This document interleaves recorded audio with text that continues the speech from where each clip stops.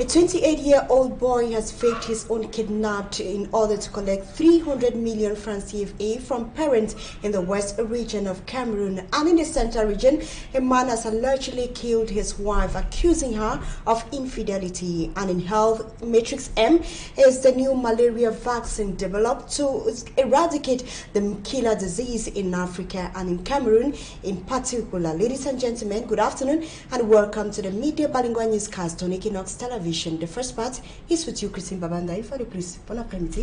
Good day, Malaglorie, Madame, Monsieur, bonjour et bienvenue dans votre 12h bilingue. Dans l'actualité nationale de ce mercredi midi, c'est l'histoire incroyable d'un jeune homme qui a lui-même organisé son propre kidnapping dans le département des Bamboutos. Aidé par ses amis, il comptait dérober la somme de 3 millions de francs CFA à ses parents. Robert Kenyich et Vivien Tonfac nous en disent plus. L'histoire a l'air d'un scénario de film fiction. Pourtant, les faits qui relèvent de la réalité se sont produits entre Banor dans le groupement Bamenjinda à Bouddha et le pont du Nous. En effet, dans l'optique d'extorquer de l'argent à ses parents, Romuald, 28 ans, consent avec ses deux acolytes de simuler son kidnapping. Il m'a appelé lors d'un entraînement au quartier sur le travail, c'est où il me pose le problème, il me dit qu'il y a un film qu'on va tourner. Mais dans mon film, je serai l'acteur en même temps le chef bandit. Aussitôt l'idée validée par tous, les tâches sont définies pour sa mise en œuvre. Mon rôle dans l'affaire était au niveau de passer les coups de fil. Mais il fallait, comme on était à deux, comme il m'a trouvé, il m'a expliqué. Et il fallait donc trouver une autre troisième personne. Et c'est moi donc qui donne l'idée de l'endroit où on devait partir. Ils partent de Banor pour le pont du Nous. Et à partir de cet endroit, ils entrent en contact avec le père du pseudo-kidnappé, afin de lui demander le paiement d'une rançon de 3 millions de francs CFA pour sa libération. Ils n'ont pas pu avoir la somme de 3 millions qu'ils ont demandé. Les choses ne se passent pas comme prévu. Il décide alors de se couper en doigts pour accentuer la pression sur son géniteur. Il me dit qu'il y a un message qu'on va envoyer ce soir chez le père. Il dit que le message, c'est quoi? Moi, je me suis dit que ça devait être une lettre écrite et pour que j'aille déposer. Esprit était à la maison il cherchait quelque chose. Il a demandé à Esprit de remonter avec la machette. Moi, je n'ai pas su ce qu'il devait faire avec la machette. Voilà, je lui demande comme la machette, c'est encore pour faire quoi? Il me dit que je t'ai dit qu'il faut qu'on envoie un message au village. Je te dis que le message, c'est quoi? Je dis que je ne sais pas. Il me dit que je veux couper ce doigt-ci. Ayant reçu ce message, le père fléchit et envoie une somme de 150 000 francs CFA, mais va en même temps saisir les forces de l'ordre. Nous avons reçu l'appel du sieur Tionou, se plaignant du fait que son fils a été enlevé et il a reçu pour cela une lettre qui lui demandait une certaine somme d'argent. Immédiatement, la brigade territoriale, sous nos instructions, a démarré les investigations. Interpellé et conduit à la compagnie de gendarmerie de Bouddha, un des acteurs de ce mauvais film fait de terribles révélations. Il a dit que ça ne servait à rien, qu'il cache quoi que ce soit. Le scénario a été monté par Tanefo, le fils de monsieur Tionou. Ces trois mauvais génies, auteurs du foireux stratagème, sont pour l'heure en garde à vue.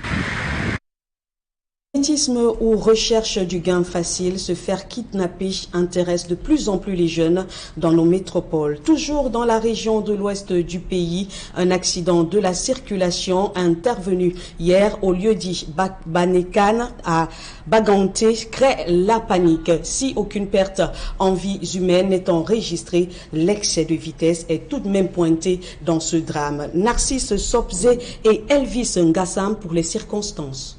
Les images de cette collision font froid dans le dos, au vu de l'état des deux véhicules. Parallèlement, l'état de santé des rescapés, au moment où voilà le secours, était encore au bord de toutes les lèvres. Le drame est survenu le lundi 24 avril 2023, aux environs de 14h30, sur la nationale numéro 4, notamment à Baganté, dans le département du Ndé, à l'ouest Cameroun. Cet accident spectaculaire, dans ce camion de 20 tonnes, transportant du sable, parti du ton de la région du centre, et qui a heurté de plein fouet au viaduc de Banekane, un quartier de Baganté, ce pick-up de marque Équinoxe ayant à bord 2 personnes.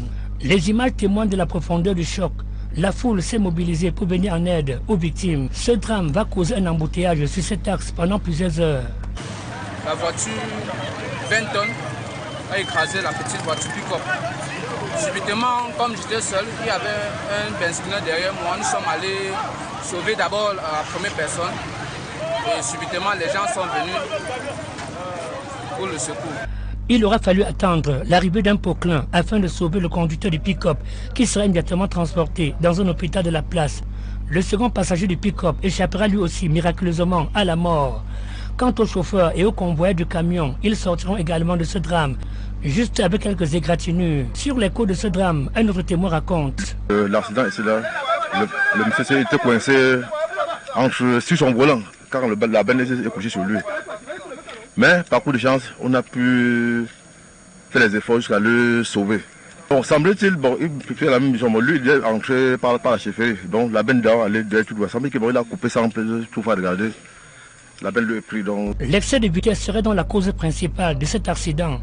Au moment où nous quittions les lieux, le véhicule dont la cargaison s'est reversée sur la chaussée et le camion couché sur le flanc était sur le point d'être dégagé par les autorités de la ville de Banganté. Une enquête est ouverte afin de faire toute la lumière sur cet énième accident à ce même viaduc. Coup de projecteur à présent sur cette affaire qui continue de tenir en haleine la communauté nationale et internationale. Assassinat de Martinez Zogo, halte à la désinformation. Dans une vidéo rendue publique par Reporters sans frontières qui soutient que les principaux suspects de cet assassinat qui séjournent actuellement à la prison principale de Kondengui sont les auteurs de l'enlèvement et de la torture à mort de Martinez Zogo. François Dikoumé et Julienne Bergbissaï nous en disent plus. Sur la une de quelques journaux et dans certains débats télévisés, des journalistes et panélistes du dimanche sont affirmatifs.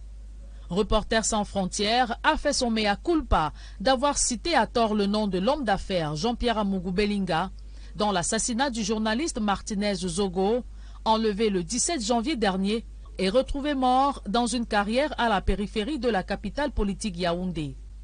Sur cette annonce divulguant un retournement de veste de cette ONG, Reporters sans frontières prend ses contenteurs à contre-pied, démentant formellement ce double jeu qu'elle joue et restant catégorique sur sa dénonciation initiale. Il n'y a absolument aucune volte-face. Martinez Zogo, journaliste camerounais, a été tué le 17 janvier dernier au terme d'une opération commando menée par les services secrets de son propre pays, opération qui avait été commanditée selon l'enquête officielle et selon notre enquête par Amougou Belinga qui est actuellement arrêté et inculpé dans le cadre de cette affaire. Chargé de la défense des droits et causes des journalistes dans le monde, Reporters sans frontières dit avoir fait ses affirmations dans l'affaire Martinez Zogo sur la base des informations de sources crédibles, s'étonnant ainsi des acrobaties autour de cette affaire pour tenter de blanchir les principaux mis en cause. Jean-Pierre Amougou Belinga, le patron de la DGRE, Léopold Maxime Eko et le ministre d'État garde des Sceaux, Laurent Esso, en une du journal Week Info. Il y a aujourd'hui dans la presse camerounaise énormément d'opérations de désinformation, beaucoup de déstabilisation, beaucoup de diversion, beaucoup de bruit. RSF ne revient sur aucune de ces informations, aucune de ces déclarations, aucune des informations que nous avons contribué à révéler, et ce d'autant plus que les sources avec lesquelles nous travaillons, les informations que nous avons cumulées depuis, tendent à nous amener dans la même direction, un schéma opérationnel mis en place pour réduire au silence ce journaliste. J'ajoute qu'une grande partie de la presse internationale et nationale est arrivée aux mêmes conclusions que Reporters sans frontières. Nous continuons à enquêter, nous continuons à informer. Accusé de s'être dédié dans ses dénonciations contre les suspects interpellés dans l'enquête sur l'assassinat de Martinez Zogo, Reporters sans frontières réitère donc la constance de ses déclarations. Qui a donc voulu manipuler l'opinion dans cette affaire pendante au tribunal militaire? Là est toute la question. Le torchon brûle entre Yaoundé et Energy of Cameroun. Le principal actionnaire de l'énergicien Eneo réclame 186 milliards de francs CFA à l'État camerounais. Dans une lettre adressée au Premier ministre Chief Joseph John Gouté, le fonds britannique exige un règlement le 25 avril au plus tard. Innocent Abeka et Achille Kamga. Dans une lettre datée du 14 avril 2023, David Gris, le patron d'Actis, a servi une mise en demeure au Premier ministre pour réclamer le paiement jusqu'au 28 avril 2023 de 186 milliards de francs CFA au risque de traîner le pays en justice pour rétention illégitime de ses liquidités. David Grillis rappelle qu'avant de passer ainsi à la vitesse supérieure, ils avaient écrit en septembre 2022 pour alerter le Premier ministre sur le fait que les dettes accumulées étaient si importantes que la liquidité des néos était menacée, entraînant ainsi son incapacité à réaliser pleinement son potentiel dans le cadre de la concession et d'autres accords, compte tenu du rôle crucial joué par Eneo dans la production, la distribution et la vente d'électricité dans tout le pays. Dans cette lettre aussi, Actis exige maintenant un engagement immédiat, concret et contraignant de la part du gouvernement du Cameroun d'apurer ses dettes accrues et de payer les dettes futures au fur et à mesure qu'elles arrivent à échéance. Il faut dire avec le patron d'Actis que la dette en grande partie concerne l'électricité consommée par l'État, les pouvoirs et les entités publiques. Les intérêts sur les paiements en retard s'accumulent et la dette continue de croître. Et puis, dans la région du sud-ouest, le village Tolé, toujours paralysé par la crise anglophone 6 ans après, les infrastructures de base sont aux abonnés absents. François Dikoumé et Hubert Michel Kamini commentent pour nous ces images. Le village Tolé, une bourgade située à environ 4 km de Boya, dans le sud-ouest Cameroun. Ici, les stimates de la crise anglophone sont encore perceptibles. La vie peine à reprendre son cours normal. De nombreuses infrastructures, y compris les maisons d'habitation, ont été réduites à néant par les séparatistes. Du fait de cette insécurité, les populations ont déserté les lieux pour se réfugier dans le centre-ville de Boya et dans d'autres localités du pays. Depuis lors, plus l'ombre d'une élite n'a été aperçue de ce côté. La récente visite de l'honorable Essembe Malomba sonne comme une source d'espoir dans l'esprit des riverains. L'objectif pour nous est de voir notre communauté sortie de la souffrance. Nous avons souffert pendant 6 ans et nous aimerions définitivement retrouver la paix et travailler pour notre développement.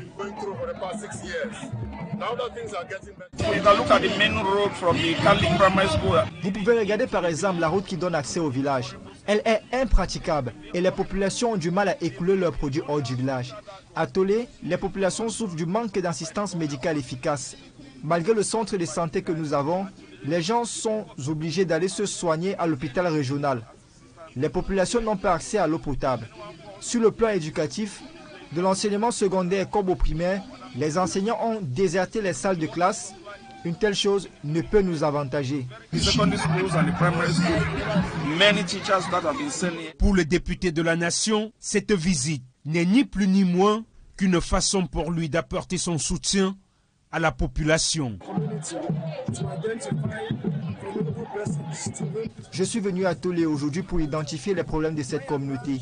Je m'engage à mettre tout en œuvre avec l'appui des autorités. Nous allons ensemble travailler pour trouver des solutions qui vont soulager la population.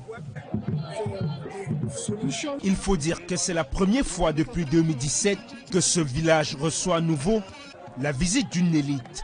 Les populations fondent leur espoir sur ce nouveau départ et espèrent voir les promesses tenues se réaliser. C'est donc sur ces ambitions des habitants de Tolé de sortir de la précarité que nous passons à la deuxième partie de votre journal en langue anglaise. Once more, good day, Malaglory. Thank you, Christine Babanda. Ladies and gentlemen, thanks for staying with us for the second segment of the news. A 28-year-old boy is currently being investigated for faking his own kidnap in the west region of Cameroon, precisely in Boda. He was arrested after asking a sum of 3 million francs from parents in order to secure his release. This is in complicity with friends who are also in detention. Magic and Gabriel has more. At the esplanade of the Gendarmerie Brigade in Buda, west region of Cameroon, 3 individuals are being presented to the press. These 3 were picked up by the element of the Buda Gendarmerie Brigade after they faked the kidnap of their friend. But how was the plan notched? It was during a funeral in the neighborhood that he told me about his plans. He told me that he will bear the consequences. My own role was to make calls, and during this act, I never spent a night outside. I wrote a letter to his family because they could not recognize my handwriting. La lettre donc on a fait, c'est moi qui a donc fait la lettre. Donc tout ce qui est écrit sur la lettre vient par lui. To make the father actually believe that he was truly kidnapped and that he should send the 3 million ransom demanded, the one who faked his kidnap will use a machete and cut off one of his fingers and send to the father. It was after the Gendarmerie Brigade learned about the situation that an investigation was opened, which led to the arrest of these 3 young men. The father had given 150,000 francs CFA out of the 3 million demanded. That was where we learned that the act was planned by the son of Mr. Tanifo. He was at a health unit where we went and picked him up. Then he gave the name of Teni, alias Esprit, who was already in between Bamboutus and Nous. Dans notre circonscription, il était limitrophe entre le Bamboutus et le Nous. Avec la collaboration du commandant de brigade de Jtb, nous avions mis une équipe. À l'arrivée, il était déjà maîtrisé. It was an occasion for security forces to re-echo to the population to continue their collaboration with them so that such acts won't continue to occur in Buda. Generally, when such situations come up, the victims are afraid, not only for their safety, but also for the safety of the one kidnapped. I want to say that the complainant was really courageous. I am calling on the people of Bamboutus to collaborate with us, and together we shall ensure that everyone is safe. While the son of Mr. Tanifo is receiving treatment under tight security, his other friends are behind bars at the Buda Gendarmerie Brigade, waiting for justice to take its course.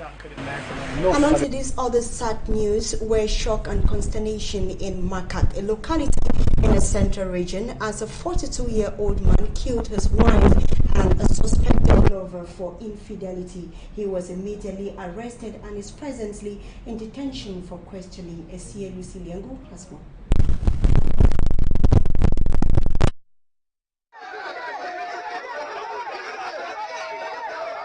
Rising tension among the population of Makak Central region.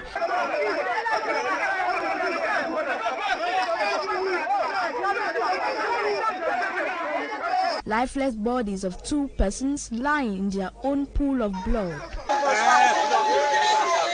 42-year-old Chang Abel Aurelien kills his wife and suspected lover. Committed by a man of about 42 years of age, who surprised his wife with another man on the bed in a farm, and decided to, maybe in the course of exchange of words, they got into a fight, and this young man seized the machete and decided to do away with the lives of the wife and the boyfriend. Sources say for about 4 years, the couple has been living in total disagreement. The situation had sent away his wife, Biyaga Micheline, to a village called Ngate, where she settled. While in the village, Biyaga Micheline worked in a plantation. Njang Abel Aurelien, getting the information, left Makan to Ngate just to kill his wife and supposed employee who worked in the plantation. The population, still struggling to believe their ears and eyes, stormed the Makak Gendarmerie Brigade. There was a lot of tension in the air. The families of these people came. We had to do everything possible to stop them from doing the worst, because they were ready to kill the young man and they were ready to burn him in the Gendarmerie Brigade.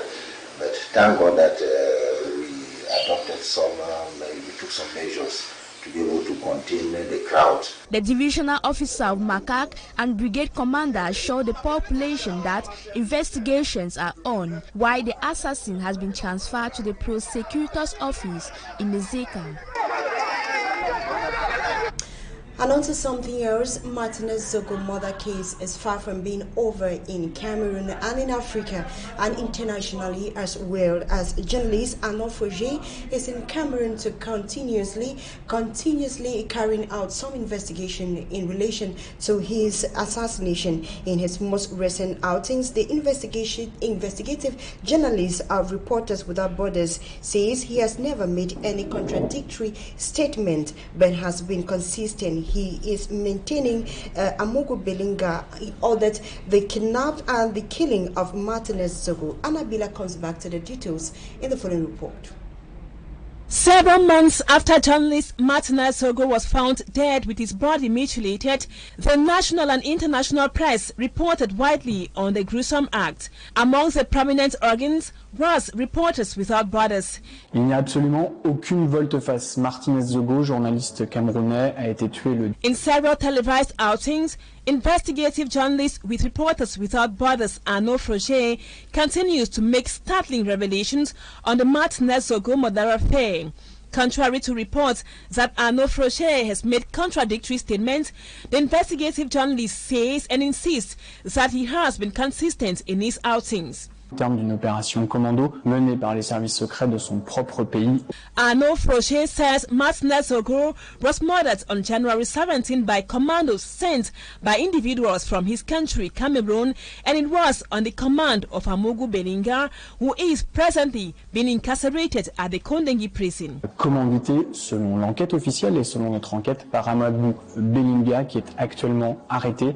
He says there now exist several cases of misinformation and diverse versions within the Cameroonian press. Désinformation, beaucoup de déstabilisation, beaucoup de diversion, beaucoup de... Arnaud Froger in this most recent publication adds that international media organs have come to the same conclusion with Reporters Without Borders. It was a structured plan aimed or poised at silencing the journalist Martinez Zogo. Nonetheless, Reporters Without Borders isn't giving up on the Martinez Zogo murder case anytime soonest. La presse internationale et nationale est arrivée aux mêmes conclusions que Reporters sans frontières. Reason, Arnaud Froger is in Cameroon to continue with information and investigations on the Martinez Zogo murder affair. Continuons à enquêter, nous continuons à informer. And on to health, a new malaria vaccine, L21 or M-Matrix, has been developed in order to eradicate the killer disease in Africa. The vaccine is said to be more effective than the previous. And meantime, Nigeria and Ghana are said to be the first African countries to accept this vaccine in their countries. Innocent Aze has more. Organization says it is time to deliver zero malaria. This through investment, innovation of an efficient vaccine, and its implementation to control and finally eradicate the destructive and killer disease. In line with this objective, a new malaria vaccine called R21, also called Matrix M, has been developed by scientists at the University of Oxford. The vaccine, described as a world changer, appears to be highly effective. Nigeria has also approved the R21 vaccine, thus joining Ghana to be the first two countries to approve it. Trial data from preliminary studies in Burkina Faso showed the R21 vaccine was up to 80% effective when given as 3 initial doses and a booster a year later. The WHO is also considering approving the vaccine to combat malaria, which is known to kill 620,000 people each year, especially young children between 0 to 5 years. Matrix M or R21 is the world's second vaccine for malaria and the first that ensures 77 to 80% efficacy over 12 months of follow-up. This is more than the WHO's efficacy target of 75%. The first malaria vaccine, RTSS, was approved by the World Health Organization in October 2021 and has been administered to over 1 million children since its approval. The new R21 vaccine is known to attack the sporozoite plasmodium, targeting the disease at its base, as this is the parasite that first enters the body and spreads malaria. The development of this vaccine comes after the innovative use of genetically modified mosquitoes to eradicate this devastating disease. According to scientists, such an innovative project aims at reducing the population of malaria-transmitting mosquitoes in sub-Saharan Africa, where 98% of malaria deaths occur. By reducing the population of malaria mosquitoes, the project aims to reduce the transmission of the disease. With this approach and the R21 vaccine, malaria is in danger. It should, however, be noted that the WHO is still assessing if the R21 or Matrix M vaccine should be pre-qualified for wider use. If and when approved, it will be used as complementary to the RTSS vaccine. Something else, despite the diplomatic and commercial dispute over the ownership of shares of the ESO Chad, a subsidiary of the ExxonMobil, the Republic of Chad is bent on going ahead with a planned nationalization. The country has gone ahead to create a public company known as a Chad Petroleum Company (TBC) of the major resolution of an extraordinary ministerial council meeting chaired by the transitional president in N'Djamena, Chad. Fomi Anson Sanda reports. The outcome of the extraordinary ministerial council meeting of the Republic of Chad reinforces the argument that the tension and the fight over the shares of former Exo Chad, a subsidiary of ExxonMobil, will last longer. Under the proposition of the Chadian Minister of Hydrocarbons and Energy, Chadian members of government deliberated and adopted the creation of a public company known as Chad Petroleum Company, abbreviated as TPC. The new public enterprise, according to Chadian officials, has as mandate to continue and effect the nationalization of the rights and shares of the departed Exo Chad. As operational objectives, the Chad Petroleum Company comes to reassure ex-Exo employees, Chadian technicians, experienced Chadians and subcontractors of the former Exo Chad of continuity in the production of petroleum products and the management of the pipeline, according to the Chadian government. The government says the company comes to fill the legal gap created by the departure of Exo Chad. The ministerial meeting also stated that the sphere of competence of the newly created Chad Petroleum Company is limited within the management of the oil fields and the pipeline, different from the sphere of competence of the already existing Chadian Hydrocarbons Company, the SHG. The Council of Ministers ended by charging the country's Minister of Hydrocarbons and Energy to accelerate the operational kickoff of the company, which stands of strategic interest to the Chadian people. The Council of Ministers also discussed and adopted 5 other resolutions, among which was an amendment on the Electoral Code linked with a referendum on the Constitution and form of state as an outcome of the recently organized National Inclusive Dialogue of the Republic of Chad. And the ExxonMobil 40% shares of Cameroon and Chad pipeline transferred to Savannah Energy is still at the center of the legal dispute between Cameroon and Chad. The International Chamber of Commerce is yet to determine who is said to be in control of the shared dispute between Chad and Savannah Energy. Babila Jonathan has more. La présidence de la République du Tchad. The battle for the control of 40% of the Chad-Cameroon pipeline continues. The legal battle took another twist after Chad nationalized assets which Savannah Energy had acquired from ExxonMobil months earlier. Both parties are in court for a second time. The International Chamber of Commerce in Paris had already ruled in favor of Savannah January 7, 2023, after Chad contested the $407 million sale agreement between ExxonMobil and Savannah Energy. The Central African nation argued that the agreement ignored the Chadian government's objections, including its right to first refusal in the event of an ownership transfer.